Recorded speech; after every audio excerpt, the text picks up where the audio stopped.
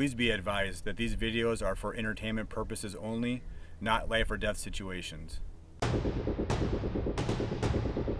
Hey guys, this is Chris from CAPS. I'm former military, and some of the stuff I'm going to be teaching you throughout these videos is stuff that I've learned in the military and have used in the field.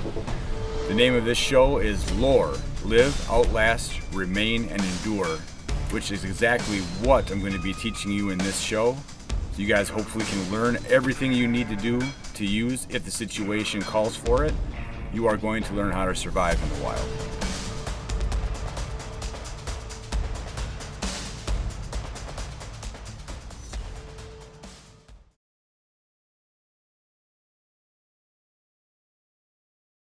When you're out in the woods and it's raining and you need to get dry wood, your best opportunity is when you find down limbs or trees or something, and by getting to the center of that piece of wood. So that's where my hatchet or machete would come into the detail, is where I would grab a piece of wood like this. This is wet. And I could take it and it's called battening, where I'm trying to get the inside of this is probably dry. So I could take my hatchet or my machete, chop into this with another stick. I could wedge it open and break it. I can get to the dry wood on the inside of this.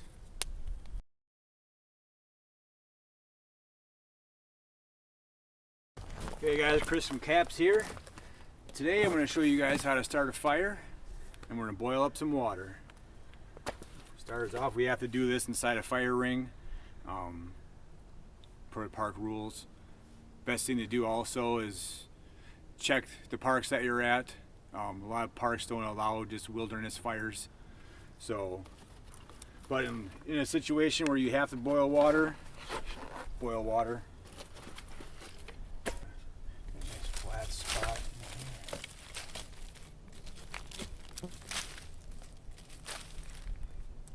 I'm just touching the ground here, making sure it's not wet. Wet ground has this whole other set of things it does. So I'm going to start making a tinder pile. I'm going to break up all these little burdock bushes. Burdocks burn very well.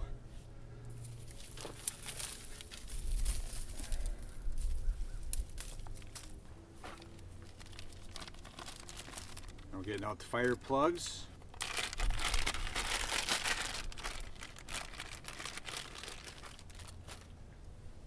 Break these up a bit. All these are is cotton with paraffin wax infused in them. Paraffin wax helps burn longer. The reason I'm breaking this up is to give more surface area for the spark to hit.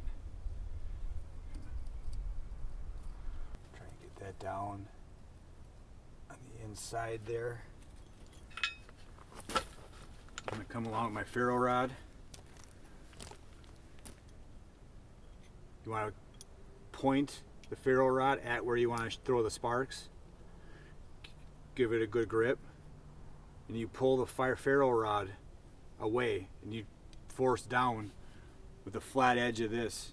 Use the spine, use it as a 90. It's kind of why I mentioned the knives have a 90-degree spine on them, kind of the same purpose. You're going to throw flames.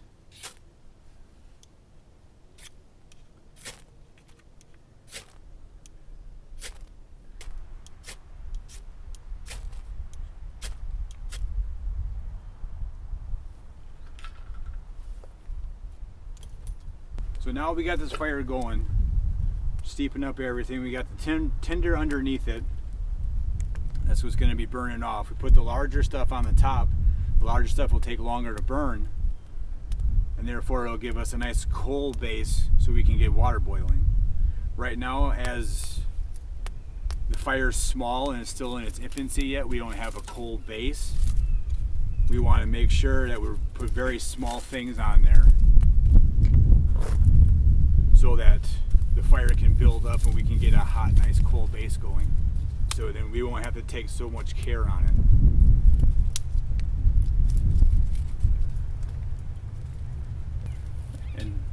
Don't worry if it doesn't work out the first time for you. As you saw, I had trouble there. Keep calm, keep trying, and eventually you'll get a fire going. Not everything works the first time. Some tips that I could give you guys is don't put too much on the fire at one time. Otherwise you'll smother it out. Airflow. A lot of air movement actually helps fires. It's where you get the wildfires out west. They move along to destroy everything because there's a lot of wind. And we have a fire, ladies and gentlemen. And with a camping in a campground like how we are right now, before we leave today, we have to make sure the fire is 100% completely out. We'll be dousing it with water, and I'll be stirring up the ashes, make sure there's no hot embers left in it before we leave. The only reason I'm going to be using water right now is because I don't need it to survive, but otherwise you could kick mud up on it, dirt. Try to make sure there's no sticks and leaves and stuff in it. Anything like that can spark after you walk away, and the coals can reheat up. You want to make sure this is completely out. Okay, and now that we have a pretty decent flame base in there, I'm going to put some bigger chunks on. Let's see if we can get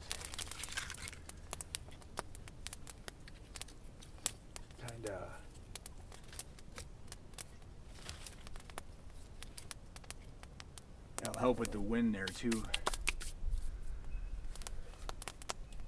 Kind of building a structure where it still allows the wind to go through it on the bottom, and it'll burn from the bottom up. In a survival situation, you always want to make sure you're clearing the ground around where you're starting that fire. Your leaf litter, your pine needles, anything like that. If you can get down to the bare dirt, the ground, or the gravel, that would be your best bet. If there's a creek nearby, which is if you're boiling water, you gather it out of a creek, grab some wet stones, put it around where you're going to put your fire. Don't put the wet stones in the fire because they can blow up. There is a technique where you can use hot stones to boil water. You have a stainless steel container like what I have here, or something. I've seen people do it with plastic containers, and they line the bottom of it with leaves and pine needles, where you'd heat the stones up, and you could drop the stones into the water, and the heat from the stone will boil the water.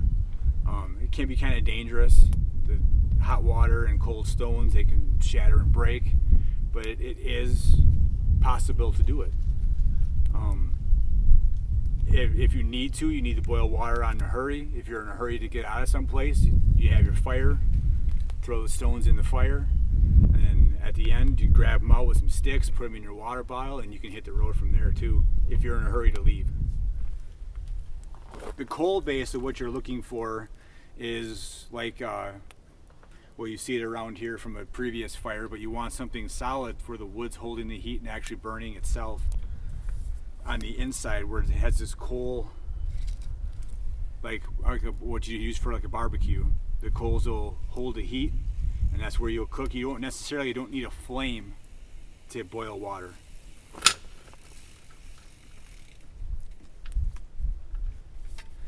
So for this, you want to make sure you have your cap off. Set that off to the side. Get this right on down in there.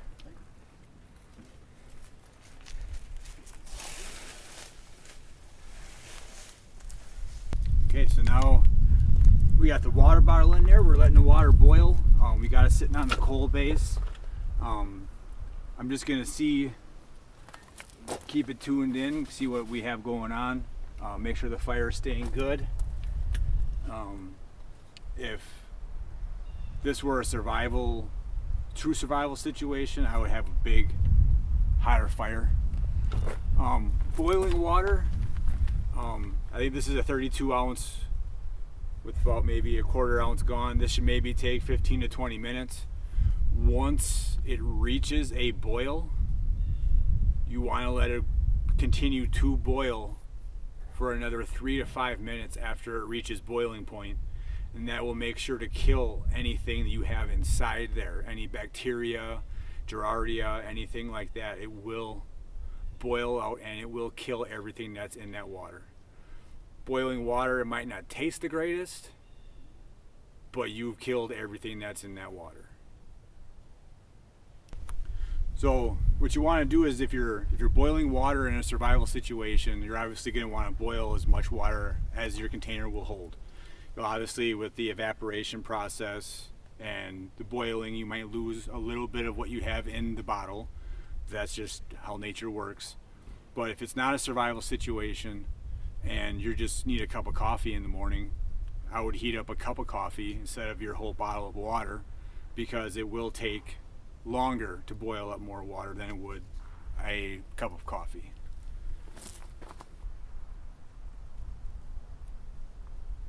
Some people use duct tape as a fire extender as well. That's why we have it on most of the lighters. You can just peel some duct tape off.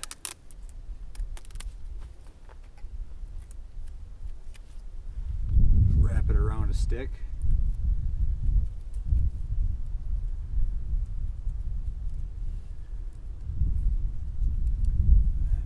Get this up. Put that under on that.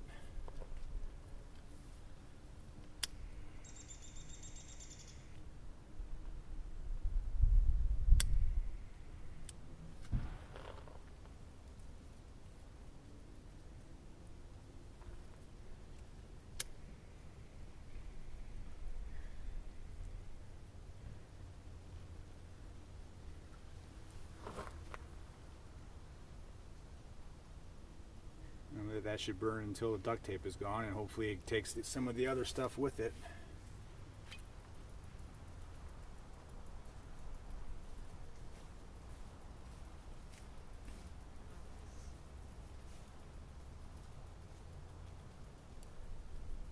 And then again, just to reiterate on here as well too, this style bottle that I have from Self-Reliance Outfitters is a single-walled stainless steel bottle.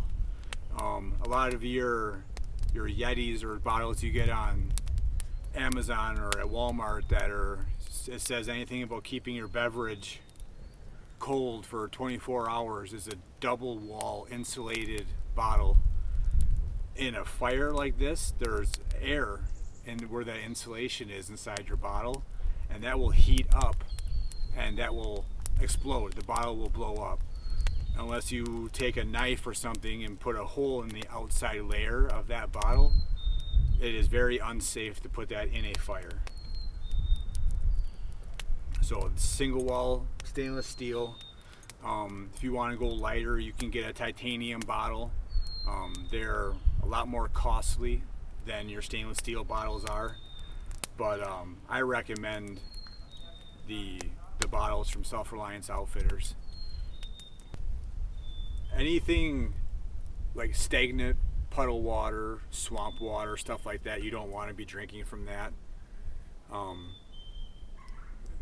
Larger chance of bacteria and larvae growing and something like that.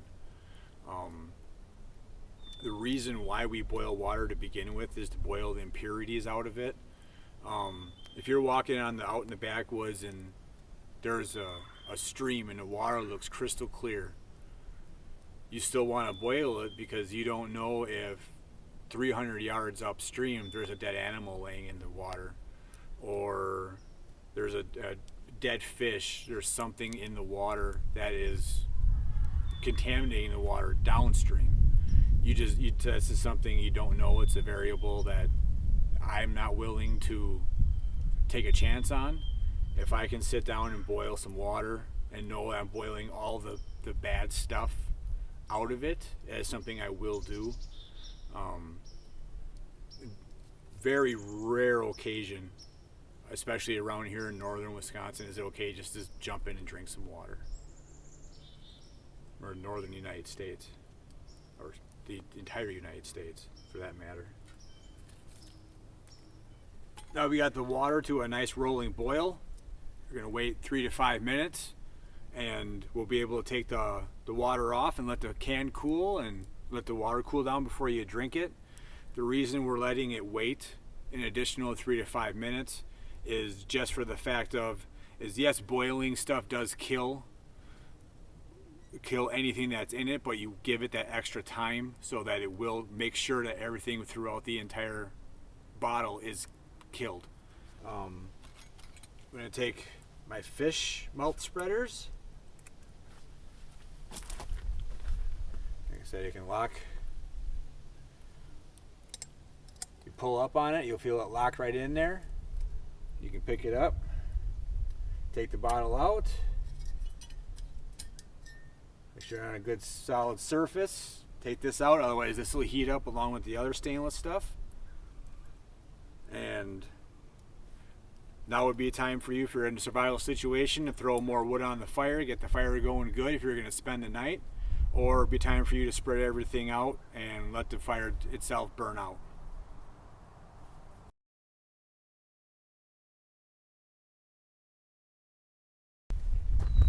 Okay, now that our water is all boiled up, we are going to be putting this fire out. So for that, for the purpose of doing this, I have a log here that was not in the fire, was never in the fire. I'm going to spread all of these out. Get all this stuff away. Just kind of spread the hot stuff out, spread it all away, get it away from the hot area. Breaking it up, I'm kind of smothering it as I'm doing that.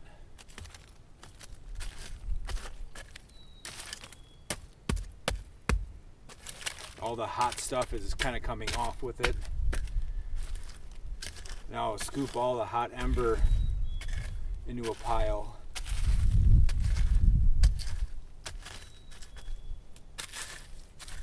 And then I'll take the water that we just boiled.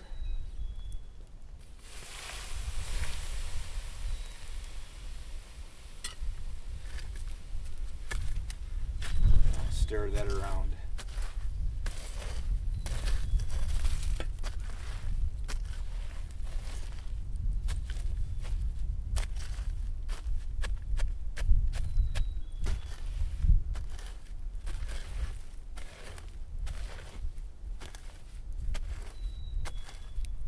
Make sure any kind of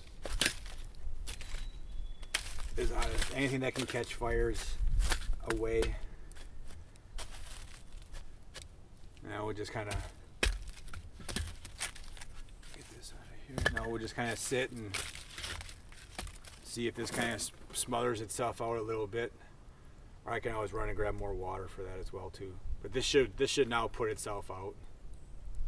And then after this is all done, you could drink your water, do what you need to do for the night, and that, ladies and gentlemen, is how you start a fire and boil water in the wild. Alright, thanks for watching. Well, alright guys, thanks for watching. You can find more of my videos at Wisconsin Caps on YouTube. If you want more on a topic, leave a comment. I'm willing to go over anything survival you guys would like me to go over. Alright, thanks. Stay alive.